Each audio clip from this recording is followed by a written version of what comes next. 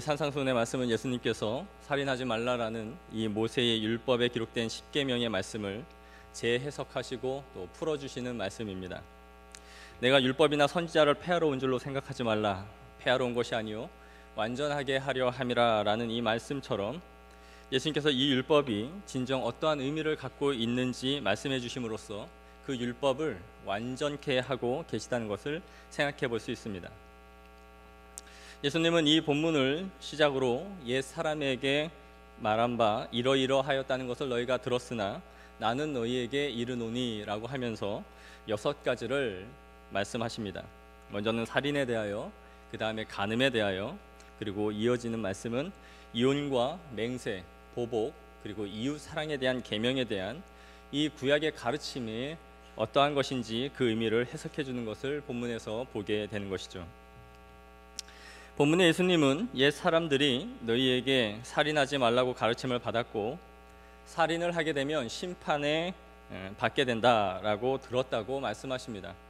여기서 살인은 십계명에서도 말씀하고 있는 것이며 레위기 24장 17절에 사람을 쳐 죽인 자는 반드시 죽일 것이요 라고 되어 있습니다.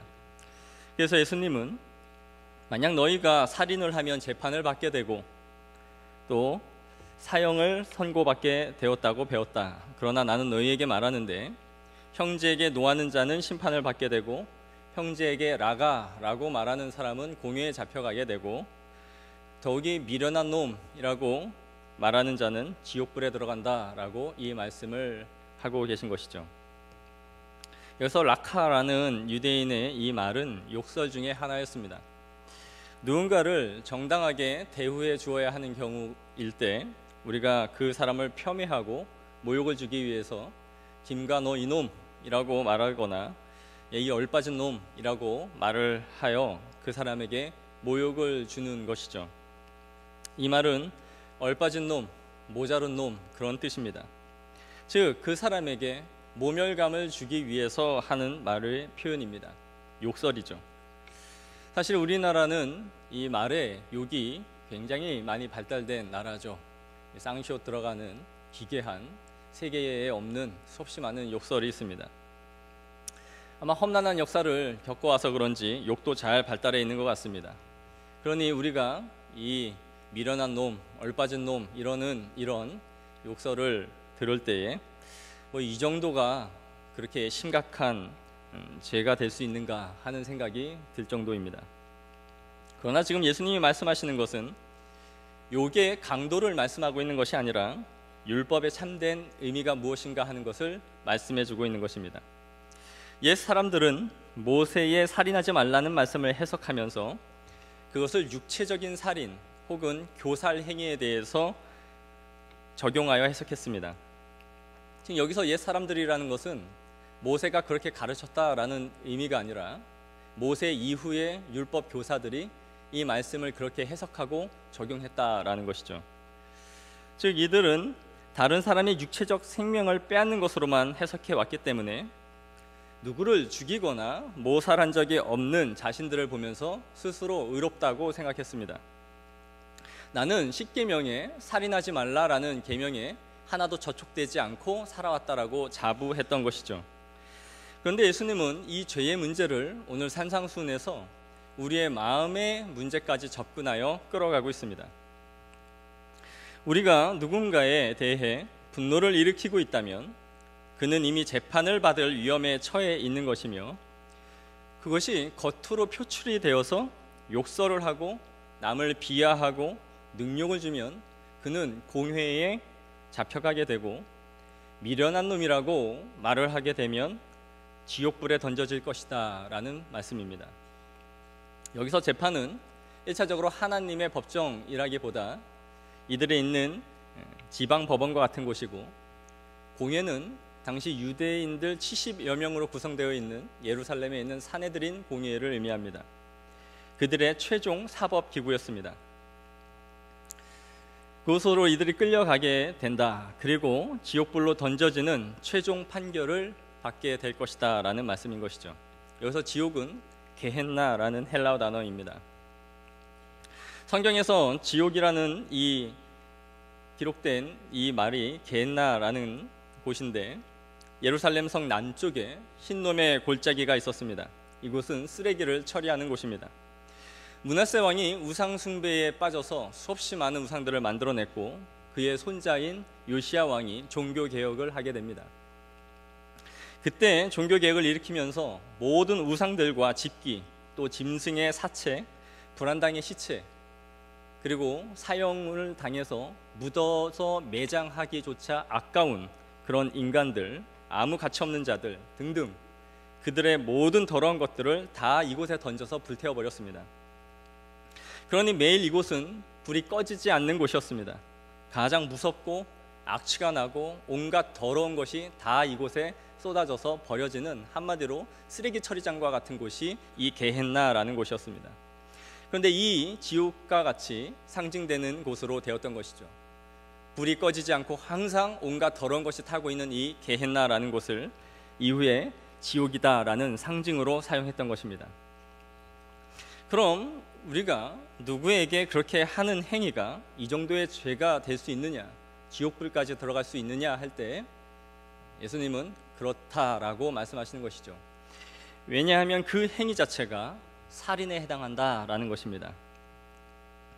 일찍이 인간의 윤리에 대해서 두 흐름이 있었는데, 동기론적 윤리설을 말한 임마누엘 칸트와 결과론적 윤리설을 말한 벤담과 밀이라는 두 철학자 있었습니다. 벤담과 존 스튜어트, 이 두 사람은 결과주의, 결과론적 윤리설을 말했던 것이죠. 동기론적 윤리설을 말한 칸트는 선악을 결정하는 기준이 행위의 동기에 있으며 그 결과 자체는 도덕적 척도가 될 수 없다라고 말했습니다.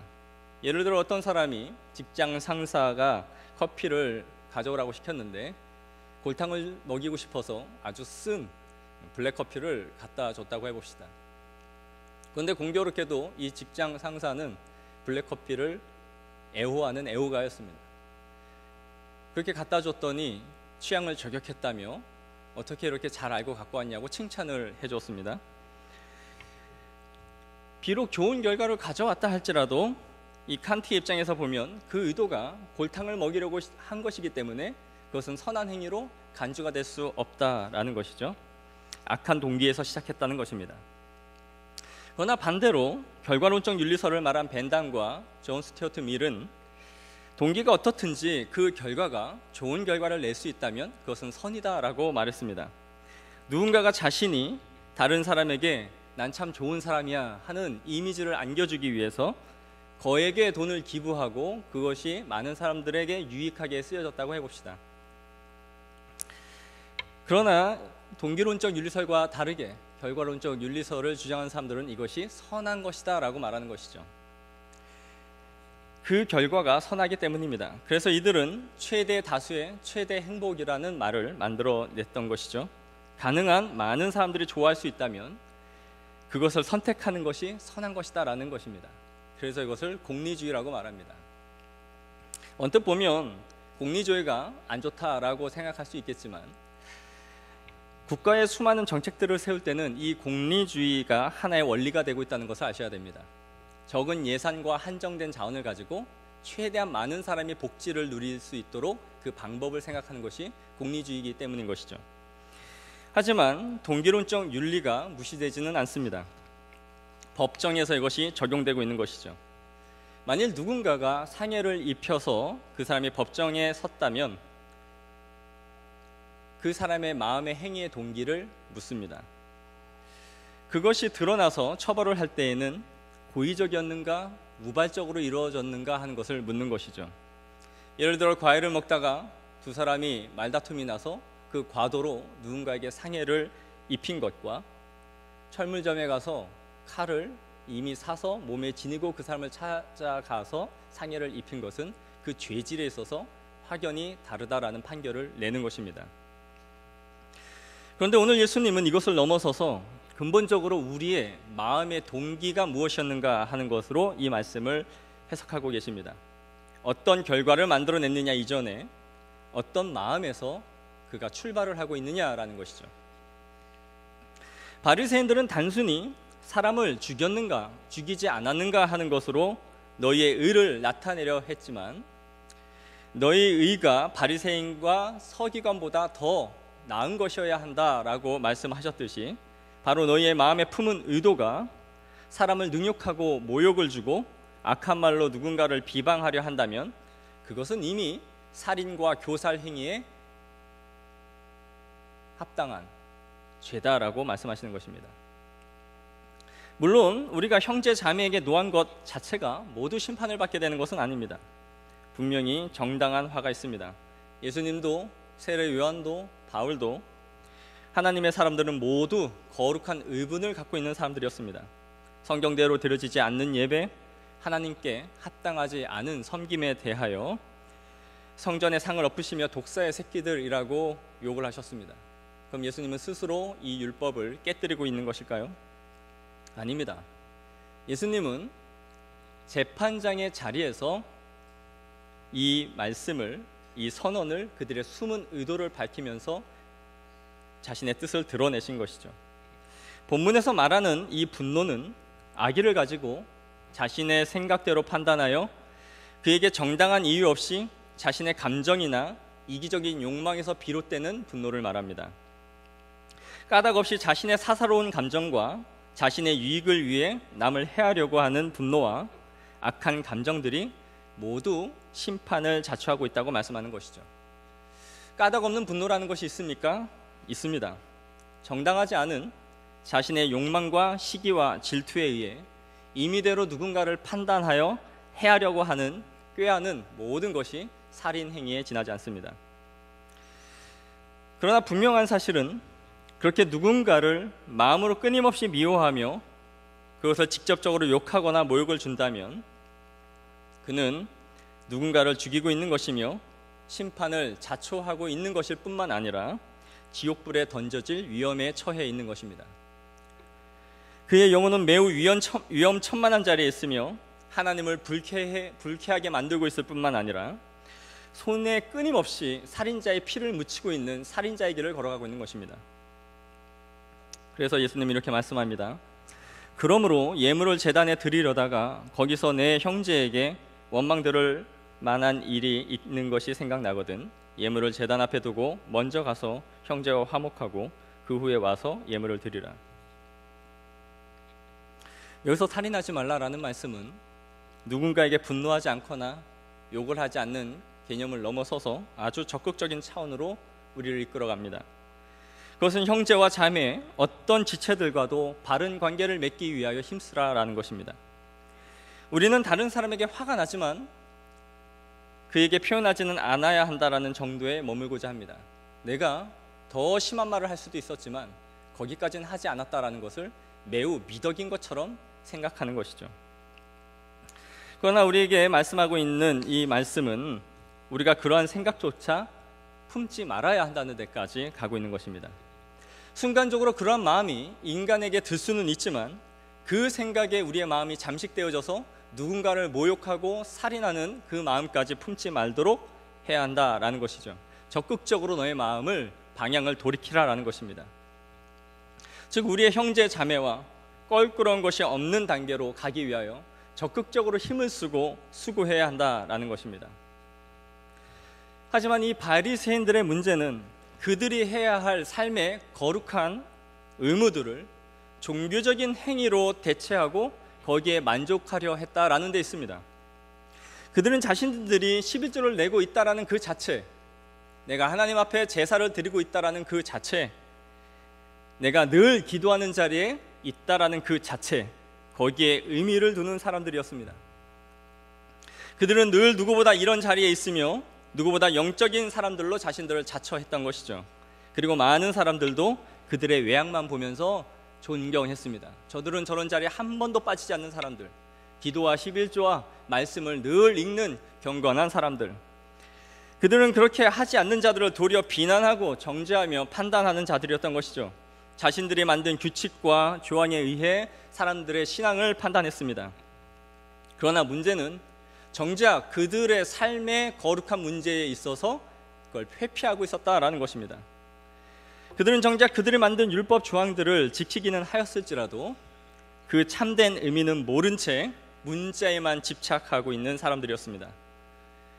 그들은 종교적인 자신의 행위가 실제로 행하지 않고 있는 그 삶의 문제를 마치 상쇄하고도 남음이 있다라고 생각했던 것이죠. 내가 이러한 것이 있지만 나는 기도 자리, 예배 자리, 헌금, 끊임없이 하나님 앞에 감사하는 것, 이런 것이 있기 때문에 내가 실질적으로 풀지 않고 있는 그 문제를 충분히 상쇄하고도 남는다. 더 많은 하나님께 영적인 일을 하고 있는 사람이다. 내가 누구보다 예물을 드리는 것, 성전에서 봉사하며 박하와 근체의 12조를 드린다는 그 행위가 누군가를 미워하고 분노하며 욕을 하는 행위들을 정당화해 줄 수는 없었던 것입니다. 그들은 신앙의 균형에 있어서 완전히 깨진 사람들입니다. 너희는 사람 앞에서 스스로 옳다 하는 자이나 너희 마음을 하나님께서 아시나니 사람 중에 높임을 받는 그것은 하나님 앞에 미움을 받는 것이니라. 사람들에게는 매우 경건하고 온갖 헌신과 봉사와 존경을 하는 사람들, 기도를 가장 많이 하는 사람들, 예배 자리를 지키고 있는 사람들이라고 존경을 받고 있는지는 모르지만 그의 마음에 있는 악한 동기로 말미암아 도리어 하나님께 미움을 받는다라고 정죄를 받고 있는 것이죠. 이 시간에 여러분에게 단호하게 말씀드릴 수 있는 것은 우리의 마음에 독을 품고 화와 분노를 가지고 하나님 앞에 드리는 모든 예배는 하나님께 받아들여질 수 없습니다. 매우 더럽고 그 예배는 가증스럽습니다. 살인자의 눈과 살인자의 입을 가지고 이 자리에서 피 묻은 손으로 예배를 드리고 있다면 그 예배는 모두 합당치 않으며 받지 않으십니다. 오늘 예수께서 상상하지도 못할 만큼 우리에게 말씀합니다. 예물을 제단에 드리려다가 거기서 내 형제에게 원망을 들을 만한 일이 있는 것이 생각나거든 예물을 제단 앞에 두고 가서 형제와 화목하고 그 후에 와서 예물을 드리라. 이 예배를 우리는 얼마나 생명처럼 여기는 사람들입니까? 죽어도 주일은 지키려고 하는 사람들, 다른 건 못해도 예배는 드려야 한다라는 철저한 생각을 갖고 살아가고 있지 않습니까? 그럼에도 형제 자매와 원수 맺기를 즐겨하며 흘기는 눈과 교만과 광패를 일삼으면서도 그러한 것에 대해 전혀 가책을 느끼지 않는 이유는 무슨 연유로 그렇게 하고 있는 것일까요? 내가 예배를 드리고 있다라는 그 종교적 행위 그 자체가 하나님 앞에 무마될 수 있다라고 생각하고 그렇게 하고 있는 것은 아닙니까? 하나님은 이 예물을 제단 위에 드리는 거룩한 행위 앞에서도 멈추라고 말합니다. 멈추고 풀고 와서 너의 예배를 받을 수 있는 위치에서 그걸 드리라. 형제와 화해하고 그리고 와서 예물을 드리라는 것이죠. 여기서 화해해야 하는 대상은 혼자 우리가 그냥 생각할 때에 저 사람이 이래서 기분이 나쁘겠지, 혼자 토라져서 삐져 있는 그 사람들을 일일이 이유도 알지 못하고 모르는 그들을 찾아다니면서 뭐가 기분이 안 좋으십니까? 그렇게 하고 와서 풀라라는 의미가 아닙니다. 누가 보아도 나의 잘못으로 인하여 명백한 불쾌감과 원한을 품을 만한 확실한 적의를 내가 갖고 있다는 것이 명백하게 생각이 난다면 그에게 가서 즉시 화해하고 예물을 드리라는 것입니다. 사람들이 자기를 사랑하며 돈을 사랑하며 자랑하며 교만하며 비방하며 부모를 거역하며 감사하지 아니하며 거룩하지 아니하며 무정하며 원통함을 풀지 아니하며 모함하며 절제하지 못하며 사나우며 선한 것을 좋아하지 아니하며. 우리는 이런 설교를 들으면서도 나에게 사과할 인간들이 참 많지, 저 인간도 있고 저 놈도 있고 저 집사도 있고, 그런 생각을 하고 있지 않습니까? 내가 살인자의 피를 흘리고 있다라고는 전혀 생각하지 않습니다. 다 나에게 사과할 인간들, 나에게 잘못해서 저 인간의 예배는 하나님께서 받아들여질 수 없고 받아주셔도 안 된다라는 비난을 하고 이 자리에 앉아 있는 것이죠. 그러니 회개가 나오겠습니까?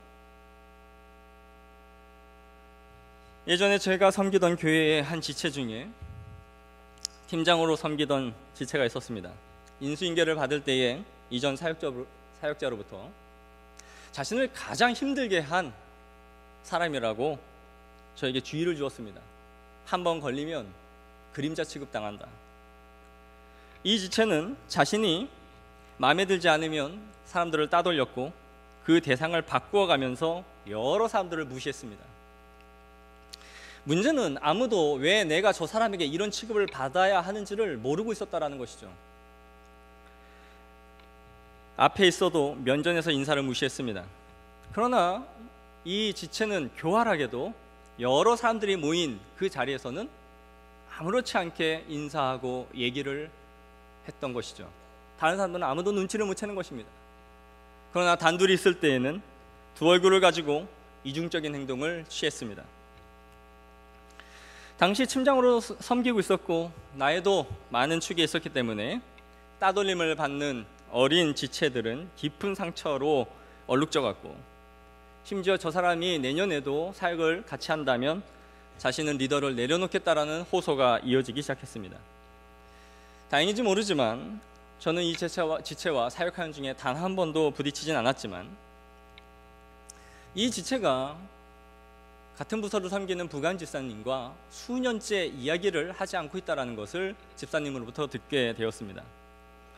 부관 집사님은 이유를 너무 알고 싶어서 수회에 걸쳐 이 자매와 대화를 시도했고 신경 쓸 것 없다라고 묵살을 당했습니다. 한 교회 안에서 이런 지체가 있다는 것 자체가 같은 공동체 안에서 얼마나 고통스럽게 하는지를 우리는 알 것입니다. 저 역시도 신방을 하면서 교회 생활에 어려움이 있는지 물으면서 이 관계를 중간에서 어떻게든 풀어보려고 노력을 했지만 끝까지 오픈을 하지 않았습니다. 한 해를 지나 결국 다시 리더를 세울 때에 서로 의논하여 내린 결론은 리더에서 제명시키는 것이 마땅하다는 것이었습니다. 본인은 청년부를 섬기는 것을 매우 원했지만 그럴 수 없다라는 결론을 내리게 됐던 것이죠. 그 이유는 단 하나입니다. 이 사람이 진정 하나님과 교통하며 바른 관계를 맺고 있는 사람이라면 교회 안에서 같은 지체끼리 한 공동체에서 누군가와 수년 동안 말을 안 하고 신앙생활을 하는 것이 가능한 것인가? 그럴 수 없다라는 결론을 내린 것이죠. 그가 하나님과 똑바른 관계라면, 그가 하나님 앞에 제대로 기도를 하고 있다면 그는 하나님께 책망을 들을 것이며 바르게 관계를 맺으라고 성령님께서 그를 책망하실 것이기 때문입니다. 누군가의 영혼을 섬긴다는 그 자리에서 누군가를 돌려가며 따돌리고 고통스럽게 하는 이 사람을 리더로 세울 수 없는 충분한 결격 사유가 있다고 판단했던 것이죠. 그가 어떤 재능과 헌신을 보여주었든지 저에게는 아무 관심이 없었습니다. 그가 진정 기도하며 예배하는 사람이라면 반드시 성령의 책망과 안타까워하는 하나님의 마음을 느껴야 했던 것이 마땅한 것이죠. 마음을 풀어내는데 다소 시간이 오래 걸릴 수는 있을지 모르지만 반드시 그것을 풀어야 되는 숙제를 안고 하나님 앞에 애통해야 할 수밖에 없는 것이 그리스도인의 정상적인 심령입니다. 똑바로 예배를 하고 있다면 절대로 그런 마음으로 예배를 드릴 수는 없는 것이죠. 그렇지 않고는 하나님과 바른 관계의 회복도 없습니다. 결국 그 지체는 리더를 내려놓게 되었습니다. 시편 66편 18절에 말씀하는 것처럼 내가 내 마음에 죄악을 품으면 주께서 듣지 아니하시리라. 우리는 어떻습니까? 누군가와 맺힌 감정을 가지고 이 자리에 반목하며 앉아있지 않습니까? 꼴 보기도 싫은 인간, 저 인간과 함께 한 공간에서 숨을 쉬고 있는 것조차 역겹다고 생각하면서 예배를 앉아있지는 않습니까? 오랫동안 단절된 관계를 회복하지 않고 제쳐두고 있는 사람들이 있지 않습니까? 그러면서도 예배와 봉사, 찬양, 기도는 아무렇지 않게 술술 그 자리에 지키고 있는 것은 아닙니까? 그것이 무엇이든 무가치하며 하나님께 기쁨을 드릴 수 없습니다. 내가 하는 찬양도 기도도 울리는 꽹과리가 되고 허공을 치며 모든 아뢰는 기도는 땅에 곤두박질 치고 말 것입니다. 만일 여러분이 다른 사람에 대하여 적대 상태에 있고 다른 사람과 말을 하고 있지 않으며 아무 이유 없이 불친절한 태도로 다른 사람의 영적인 성장을 방해하고 장애물이 되고 있다면 그는 끊임없이 영적으로 누군가를 교살하고 있으며 살인자의 피를 흘리면서 신앙생활을 하고 있는 것입니다. 그러므로 너를 고발하는 자와 함께 있을 때에 급히 사화하라. 그 고발하는 자가 너를 재판관에 넘겨주고 재판관이 옥리에게 넘겨주고 감옥에서 네가 그 한 푼이라도 다 갚기 전까지는 나올 수 없을 것이다. 여기서 참수자는 누구입니까? 1차적으로 그 해를 입은 사람일 수 있겠죠. 그러나 근본적으로 이 참수자는 사탄 마귀입니다. 마귀가 우리의 재판장 되신 하나님 앞에서 우리가 하나님 앞에 섰을 때에 정당한 고소거리를 가지고 우리를 고소하게 될 것이다 라는 말씀입니다. 사탄은 엄격한 하나님의 공의가 어디에 있는지 그 근거를 조목조목 대면서 우리를 고소할 수 있다라는 것이죠. 하나님, 당신은 공의의 하나님이시지 않습니까? 불의한 자를 천국에 이끄시겠습니까? 의인을 악인과 함께 심판하지 아니하시듯 하나님은 저 불의한 자를 천국 백성이라 말씀하는 것이 부당합니다. 그리하여 한 푼까지 갚기 전에 우리가 모두 하나님 앞에 처벌을 받을 수 있도록 악랄하게 고소하여 우리가 하나님 앞에 처벌을 받을 수 있도록 참소할 것이다 라고 말씀하고 있는 것이죠. 그러므로 예수님은 그런 빌미를 사탄에게 주지 않기 위해서라도 너희는 급히 화해하고 하나님 앞에 정당하고 바른 예배 자리로 돌아오라라고 말씀하는 것입니다. 사랑하는 성도이자 살인자 여러분, 살인자인 제가 살인을 하고 있는 여러분에게 설교를 하고 있습니다. 우리는 모두 예수를 죽인 살인자이며 형제와 자매를 갈갈이 찢고 있는 살인자들입니다. 이미 사탄에게 고소할 만한 확실한 빌미를 제공해주고 있습니다. 사탄은 우리의 원통함과 분노로 정당한 근거를 가지고 우리를 고소할 것입니다. 영원한 지옥 형벌을 내려야 한다라고 말이죠. 그러나 만일 누가 범하면 아버지 앞에서 우리에게 대언자가 있으니 곧 의로우신 예수 그리스도시라. 아멘이십니까? 그것이 아멘이시라면 여러분의 삶의 아멘으로 형제와 자매와 화해하십시오. 우리의 중보자 예수 그리스도가 살인자의 피를 묻힌 우리의 죄를 용서하실 것이라고 아멘으로 우리의 중보자 예수 그리스도를 고백한 성도들이라면 즉시 사화하십시오. 그것이 여러분의 영혼이 사는 길입니다. 찢어진 눈, 악한 혀, 악독한 눈과 마음, 광패, 서로를 못 잡아먹었듯이 덤비고 있는 그 눈과 귀와 마음 고쳐 먹으십시오. 이렇게 실천해 나가는 영혼들을 하나님께서는 사탄의 송사 앞에 우리의 피 묻은 손을 그리스도의 거룩한 보혈의 피로 씻으셔서 맑게 하실 것입니다. 그러므로 우리도 우리의 형제와 자매들을 살인하는 죄에서 떠나 하나님이 받으실 수 있는 거룩한 예배자가 되기를 원합니다. 그것이 예수 그리스도의 보혈을 의지하는 성도의 삶입니다. 기도하겠습니다.